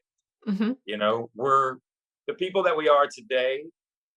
We're probably different than we were 10 years ago, or we may look at things a little differently. Um, Hmm. if somebody has a different opinion than me, I want to talk to them about that because I want to get their side of what they feel, because I might be a little bit on the fence about that, or I may not understand what they're talking about. I may not be educated in what they're discussing. But that also means that I'm curious about that because I want them to teach me something. And who knows, I might be able to teach them something. But having a conversation with someone, even if you disagree, doesn't have to end in a fight. You Yeah. know, it can also, if you have enough respect in the person to let them talk, to let them speak and let them finish their thought. And then you can have a rebuttal and you can have a constructive conversation. It changes the whole dynamic of the experience. And for me, Planet Zero is also making a point about people have to be allowed back into society. They have to be allowed back into their lives. Like, we can't make a brighter tomorrow and we can't have a more positive future together if we're not allowed to work with one another. A lot of times, the agenda that's inside this screen right here is not for the betterment of the human race, the Mm. entire human race. Okay. And one thing about that is that I wasn't able to just stay inside. I had to go out into the real world over the last 2.5, 3 years. And I did it as safely as I possibly could. But the thing is that in the real world, what I've seen in the last 2.5 years, and I've been to a lot of places, Yes. even in the midst of a pandemic, people aren't trying to destroy themselves. Like, people aren't Yeah. trying to hurt each other. They're not. Um, they're not trying to punch down on one another. They're trying to lift each other up. I mean, what is going on right now in the Ukraine and Russia is on display for the entire world, and everyone knows what needs to happen. Everybody knows that this does not need to continue, and there has to be a way of finding a common ground. But as people and as a society, um, we have to be allowed to learn from each other. We have to be allowed to have conversations to create real change. Because if we don't truly unite with one another and allow these representatives, not just in America, but in governments all over the world, you're a representative of the people. You're not God. And that needs to be established also, that there are more citizens of the planet than there are quote unquote representatives of the planet. I Mhm. think that people are inherently good. I think society, I think as a human race from all colors and all walks of life, it doesn't matter if you're a man or a woman, whether you're young, whether you're old, the color of your skin, that's irrelevant. Your religion, that's totally up to you. That's what makes you an individual. That's what makes you necessary. And as a society, we are so much more together than I think what would be presented, that we're against one another, because in reality, we're not. And it's a lot to unpack. Mhm. Don't get me wrong, it's a lot to unpack. But I still believe in human beings. And that's a lot of what Planet Zero is about, also. Mhm. It sounds like it's really like an album again that's for people, that is meaning to help lift people up out, or also maybe bring some thoughtfulness too out of a time that's just been really tough. Yeah. But you can't silence people either. You can't, like, just because somebody has a different opinion than you doesn't mean they're a bad person. Mhm. Not at all. I It really it means love, that they have a different, it might mean that they have a different take on something, yeah. but I really think that people have to learn how to listen.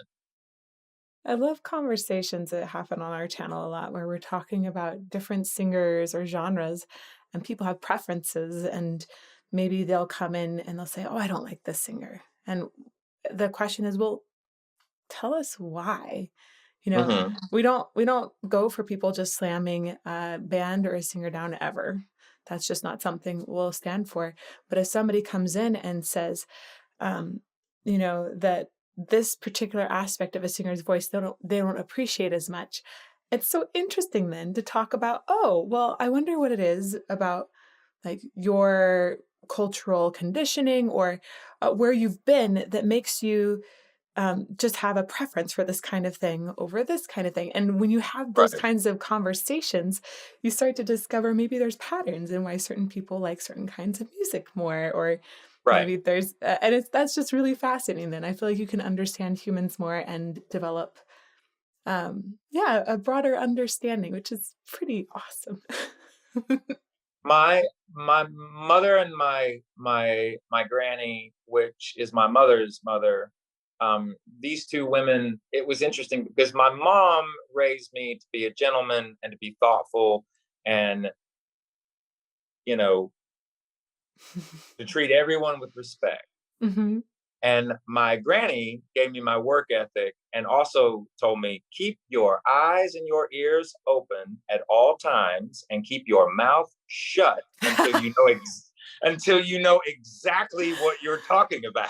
I remember she was always such and I'm so very very fortunate. She's 91 years old and she's still just as feisty as ever. Um, Mm. but the thing is like, I these two women in my life, and my dad, continuously teaches me about patience. That's one thing my dad constantly reminds me is be patient. Like, Hmm. be patient and really assess the situation before you let your emotions get the best of you. You have to look, once again, looking at the big picture, you know. And Right. but I think about that, and there's absolutely no way in the world that we could have written this record 10 years ago. We wouldn't have the mindset of that. Hmm. And you have to go through these stages because, in some ways, I think about musicians in a lot of ways as historians. And, you're talking about a time in human culture Yeah. and history.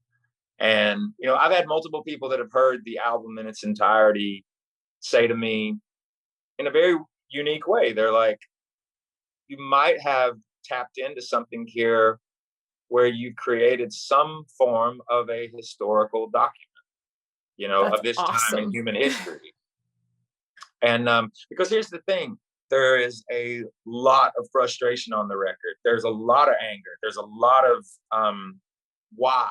There's a lot of Hmm. why on the record. But then there's also a tremendous amount of triumph. There's also a tremendous amount of strength and understanding. And something that's interesting inside of the record too, there's an element inside of the record explaining to the listener some things you just have to let it go. Because it's going to eat you alive if Hmm. you just let it continue to erode your soul. Yeah. There are some things that you just got to let go. Yes. And you can learn from it, but some foundations are meant at times to be deconstructed, and there's nothing you can do about it except build a stronger foundation. That's a really good point. Yes. Yeah. So again, it's a lot to unpack. But April 22nd, right? April 22nd. That's when it's going to come out. April 22nd, we have our day, and I'm really looking forward to hearing the whole thing too. I think that's going to be amazing. Um, I had just one other question there's a couple here. I'm going to go through a couple and then we're going to do some patron questions. Let's do it. I want to know, we kind of circled around this, but I never actually got into it. So I really want to know where your growls come from, right? That is frustration and anger. And often we get distortion then that is helpful in expressing that. Do you think about it feeling in a certain area, or is it more just an emotional response? So this will probably be a little bit loud, but the growl comes from this. Show me the power, child. I like to say that I'm down. So like when I heard Outshine by Soundgarden and Chris Cornell, when like I heard that growl, I was always trying to kind of like find where mine was in there, because he would have a really, really clean vocal, and he could take it like super, super high, but then like he could build it out, and it just like it literally sounded like he was like right here, like in front of you. So the growl kind of came from Chris Cornell, and once again, kind of going back to that, kind of mimicking him in a way, but also too just trying to also find mine. And the other thing was the growl also came from the album Appetite for Destruction. I remember being 15, 16 years old. Now I'll admit I can't do it anymore. But my goal was to sing every single note in that album. So obviously that's an incredibly famous record from Guns N' Roses. But what I would do is my parents would go out on Friday night. That was like date night. So, and like I was 15, so they'd let me stay home by myself. So the garage in the house, when they would go out of the garage, we only had one car, but the garage had a real high ceiling. So it had a great reverb. It was the best verb in the house. You're like, yeah, it's my cathedral. Yeah, I was just like a kid in a candy store. My candy store was my garage. And so I would go out into the garage and I would play Appetite from all the way from, Welcome to the Jungle to the last song, Rocket Queen. And I would sing it note for note.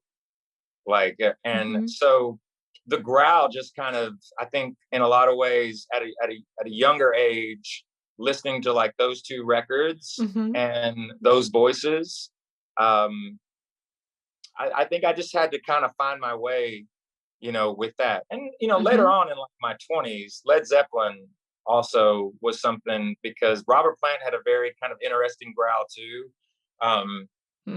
I think it was just more of the integrity. And the other thing too is like, I appreciated the clean notes, but when you threw the rasp on it, that's like what made your hair stand up. Yeah, there's so funny coming from that clean singing side, where I was told at one point that this was very damaging to vocal folds, and later came to it and went, oh no, that is totally a misconception. This can be done in a very, very healthy way. I feel like it brings an extra layer of emotion into the singing that is incredible. Right? And like you mentioned, goosebumps, where you go like, wow, that emotion it's just so intense at that moment. Do you feel like it happens in a particular area of your throat? Yeah, it does. I don't necessarily know like the technical terms, like with the note variations and where I'm at. I mean, I've been told that I'm I guess what would be considered a hell tenor. Yeah, kind of. If you were singing opera. Yeah. I can hit these high notes, and I can also go really, really low. Yeah, you've got great focus that continues down into your lower register. It's very impressive. Thanks. I appreciate that. I don't necessarily know, why that is. It's probably just from, just years of listening to a lot of singers and then trying to kind of emulate that and find my own voice. So, I mean, I definitely, in answer to your question, yes, I know where it's at. I don't necessarily know how to describe it where it's at. Like I can just feel it in a certain part of my register. Obviously like everybody, like my voice breaks at a certain, place. Yeah. I can still hit a C as a male. Nice. But I have to be really like ready to hit it. Ready for it. There's a song called I Dare You that is on our second album, and that whole chorus is like stratospherically high. And Ooh. I that day, I always say, like, that day that I went to the studio, I brought a shovel. I'm digging a hole. Just digging a hole. Like, and this is going to be something people request 20 years from now. Like, oh. Yeah. So what I have to do a lot of times with that is I have to, if we're going to do it and I'm going to like hit the note, I have to drop it a whole step. You know, if I'm going to do 20 other songs that night. Yeah, that's all. Yeah. That's fine. Yeah. But, there's, once again, like earlier in our conversation, you really get us. I guess my growl is on display a lot, like in the song Sound of Madness. Like that whole song is like what they call the guy.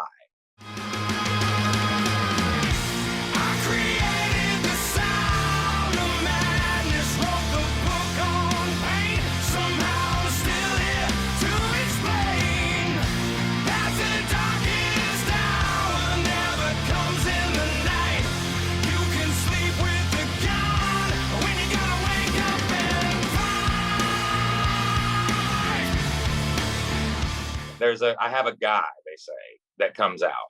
So, the guy is in full form on that song. That's going to be really fun to hear. I'm really looking forward to that. Yeah, it's an interesting video too. Oh, good. Yeah.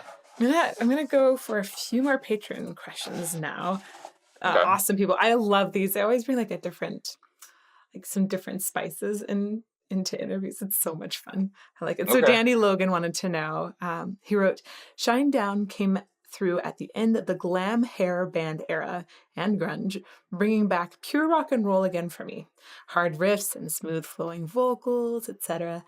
And now, with nearly 20 years doing what you have been, do you feel like rock has yet again changed with this newer, more pop synthetic music? Now, I'm wondering if he's asking us specifically or if he's asking that just in general. I think he's really asking you, like, what do you think? Do you think rock and roll has changed?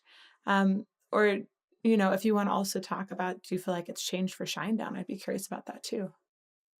So I'll give you an example of something. So going back to that album, The Sound of Madness, for a second, there's a song on there called Second Chance. So Second Chance was a song that crossed 5 formats. It went all the way to number 2. We couldn't beat we couldn't get the number 1 spot away from the Black Eyed. It was the Black Eyed Peas. Oh, this is in 2008. So that song stayed at number 1 on the alternative chart for 18 weeks. Nice.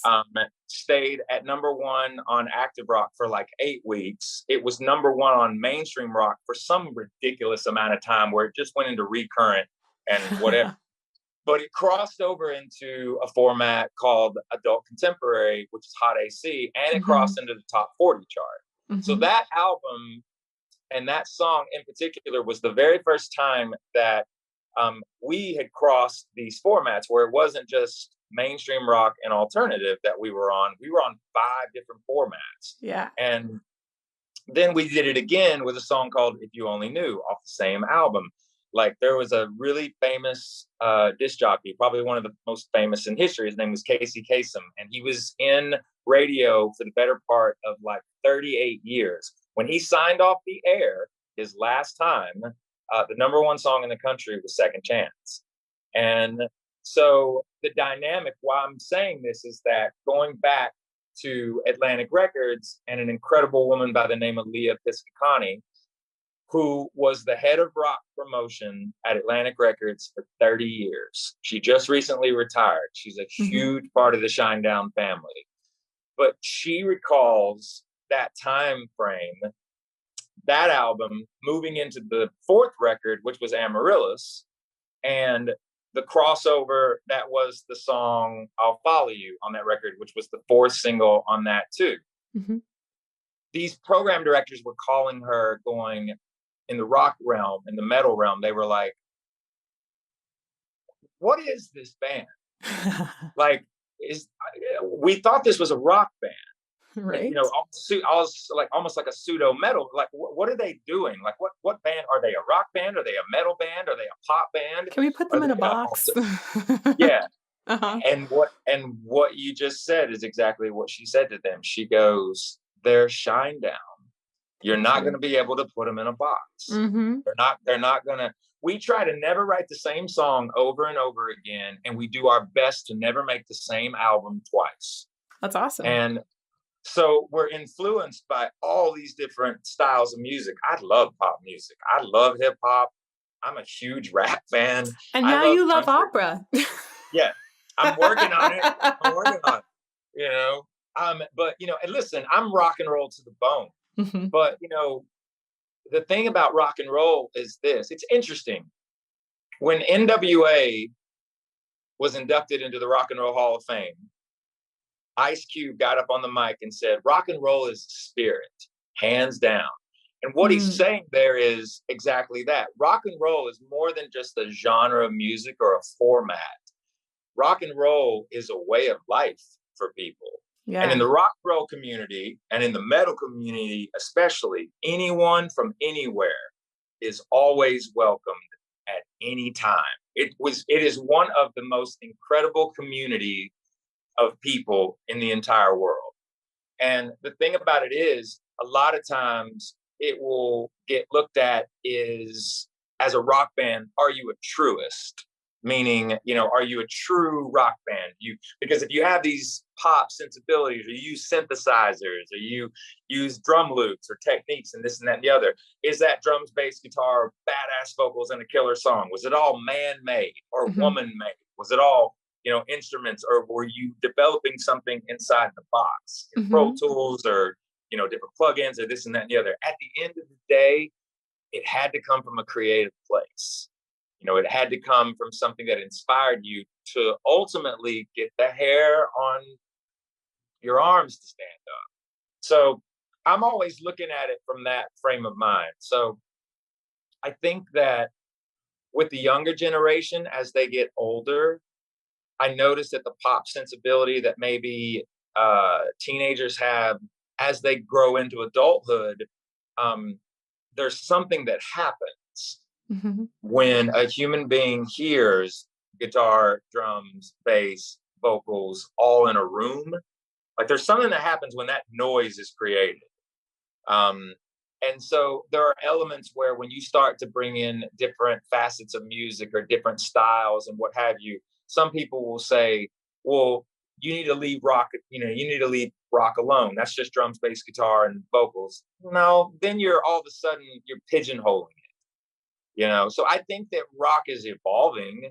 But in some regards, those types of individuals, you're not necessarily going to change their mind. You know what I mean?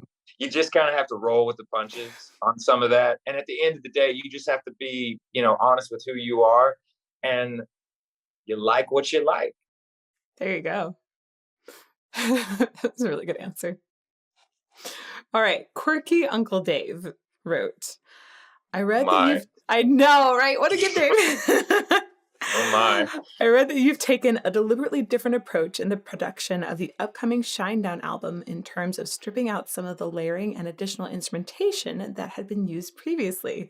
Do you see this as a general reset for the band's approach going forward, or is that more of an album by album decision? Right. What a good question. It's a really good question. So this particular record, the decision to very, very point blank, a lot of this has to do with Mr. Eric Bass. So the last album, Attention, Attention, was the first full-length record that the band did in-house, with one of the band members being the producer, the main engineer of the record, and the mixer of the album. Planet Zero, again, Eric, band member. He's the bass player in the band, but he's probably a bass player last. Because the guy, it's why, because he can play 11 different instruments fluently. Wow. And he also comes from a piano teacher background. His mother was a vocal coach, is a vocal coach and a piano teacher. And he has perfect pitch that literally drives him nuts. And so, but Planet Zero, he is the producer, the main engineer, and yet again is the mixer of this album.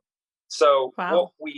what we collectively decided to do on this record was we consciously did not layer like we had in the past. We focused everything on this record, especially when it came to the mixing, like the vocals on the album. 90% of the vocals on the record are pushed to the front, and it's in stereo, but he uses a term called big mono, where he'll put one main vocal down the middle, and then he'll put one vocal on the left and the right, usually bringing them in slowly in the pre-choruses and then lifting them into the choruses. But a lot of the songs on the new record, it's a single vocal in the verses. Compresses me pretty good, but did not use any effects. Didn't add any major reverbs or delays or anything this time around. Like, just kind of use the room mic, and obviously the more close mic too. But tried a different style where this record is very much up front. Same thing with the guitars. Didn't layer a lot of guitars. Didn't stack it as much as we would have normally done in the past. We're known for making these really big, kind of cinematic sounding records. And a lot of the reasons why is because we've worked with some extraordinary engineers, male and female, and some fantastic producers. But Eric knows what he's doing. And, so I don't necessarily know if it was a reset with this particular record, but we wanted this record to be ferocious. And in order to make it ferocious, you kind of have to strip away some of the ambience, like with, delays and reverbs. When you make it real spacey, you have to focus it all in. Yeah. So there's a lot more focus on this record and how he mixed it. Didn't use any samples on the drums. The drums that you hear on the record are the drums that were recorded. Sweet. Just very, very organic record. Wow. Yeah, that sounds like a really cool production process. Yeah, Eric has a good way of saying it. Like the last two records, he's made the point of, and the other thing too, like with Planet Zero, the album, in the middle of the pandemic, I was calling studios saying, hey, can we come in on this date? Are you allowing people in to the studio? This and that. They were like, Brent, we don't know when we're going to be able to do it. So we took 18 weeks and built a studio on Eric's property from the ground up. Whoa. And yeah, because we didn't know when we were going to be able to record. So we just built a studio. Yeah. And, but Eric has a good way of saying it because his point of interest is this. He's like, I would rather go crazy making the Shinedown record rather than watch someone else go crazy trying to make the Shinedown record. So there you go. Nicely said, Eric. Very good. Yeah. Guy didn't sleep for like 18 months. I believe it. Oh. Yeah. It's crazy. Kirby S. wanted to know, after 20 years in the music industry, what is something you would tell your younger self if you could? I feel like there's so much. Be on time. Ah, that's a good one. Be on time. If you tell someone that you're going to be there at a certain time, show up 5 minutes early. Oh, that's good. I'm better at it now. I used to be terrible. I'm way better at it now. But I would have told my younger self, like, yo, dude, be on time. Knock that one up a little bit, right? Yeah. Yeah, That'd I feel that. That's a good one to learn early. Yeah. That's good. Okay, Kirk, who is my husband, actually. Okay. And we were talking about you earlier. And so he asked, he says, I follow your Instagram and love the inspiration you send out nearly daily. I'd love to know what workout routine gets you the most pumped to take on challenges for the day. So I hope Sean does not get mad at me for this. So there is a fitness guru trainer by the name of Sean T, who is part of the Beachbody community, and he has a program called Insanity. And if you type in Insanity on your phone, go to Safari, whatever browser you use. Go to disclaimer. I'm like, don't let anybody get in trouble with this. Okay. So you go on Safari, type in Insanity Pure Cardio Workout, hit send, it'll pop up. It's a 42-minute workout. That's probably the workout that I go to this day, that if I've only got a little bit of time and I want to sweat bullets and just feel like I can jump over a building, that's the workout that I would do. We will give that a try out once I deliver. Okay. It's Fair enough. that whole insanity, but that whole insanity 67-day program is one of the first things in that 70-pound weight loss journey. The first 30 pounds I lost was that program. Yeah. I've heard about it before. So yeah.